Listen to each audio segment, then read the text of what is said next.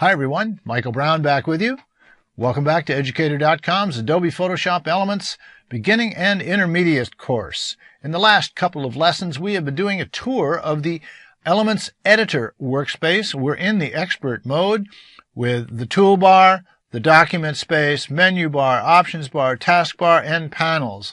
In the last couple of lessons, we toured the toolbar and all of the tools, and we dealt with shortcuts, 1 and 2 key shortcuts, which save a lot of time. And in the last lesson on shortcuts, you saw a physical example of how much time you can save just in a short time period working on an image by using shortcuts versus going back and forth and opening and closing to access your tools.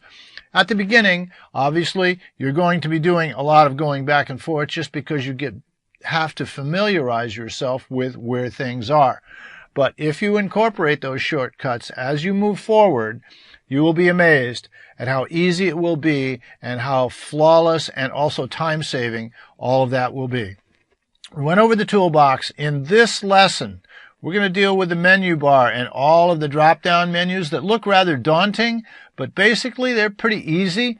And I'm going to show you the features in these menus that you're going to be using, not every feature. The menu bar and the options bar, not the tool options bar down here that has the options for the individual tools, but the options bar that's right above the toolbox and the document window and below the menu bar with the 5 buttons: Open, Quick, Guided, Expert, which we're in, and Create. So let's get started with the menu bar and just run right down the list. In a Macintosh only, you will see Adobe Photoshop Elements Editor drop-down, and the only 2 things you're going to deal with here, this is where the preferences are in a Mac, and this is where you quit Photoshop Elements, but you should be using the 2-key shortcut shown here, Command or Control Q. The File menu, what do you think it has to do with? Sure, files, the things you do to a full file. You do what? You create a new one, you open existing one, and this is a cool feature. Open recently edited file. Keeps track of the latest 10 files that you have opened that are either open or closed. This is the last 10. And you notice we have, let's go to the photo bin.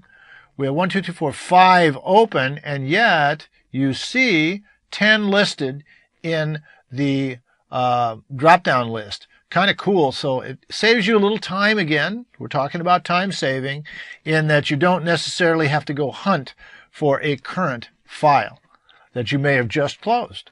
All right. Below that, you can duplicate an existing file.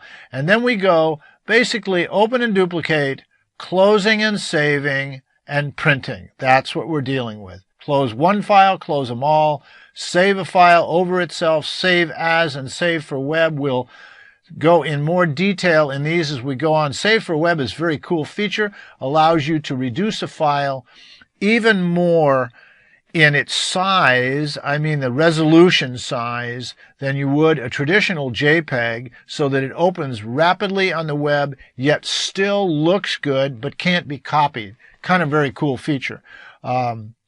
Also, there's your print, and there's another 2-key shortcut, Command or Control P, also Command or Control S for save, and Command or Control O for open. Open, close, save, print. Things you do to a file.